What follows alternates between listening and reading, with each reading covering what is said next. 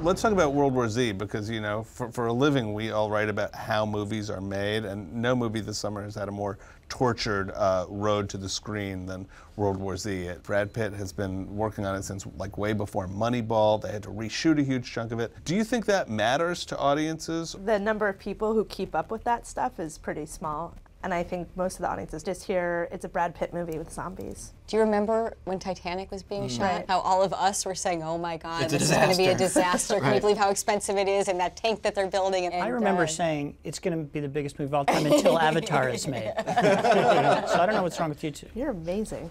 I think World War Z, I mean, it's a movie people want to see, and they're sort of primed to see because of The Walking Dead being such a big hit. There's a bigger audience for zombie movies than there was maybe even 5 or 10 years ago. Is it a big enough audience to cover a $170 million budget? I don't know. I think the answer to that now is always in China. Right. You know? Exactly, yeah. How about the fact that World War Z is following Man of Steel? Is that going to be a problem, or is there room for one? I think it's going to be okay. Yeah. I think so too. You know, the summer's taught us anything. It's just like, you know, you open big and then you get out. You open big and you get out of the way. I'm curious to see Brad Pitt do it and see how he does in this kind of movie. I showed my son Brad Pitt in the cover of Entertainment Weekly, and he said, "Is that Thor?" And I was like, well, Brad would be feel good about that, because Hemsworth is 20 years younger. I don't know that he has the across the ages It's appeal. an issue. It's a much more adult audience for World War Z, I think.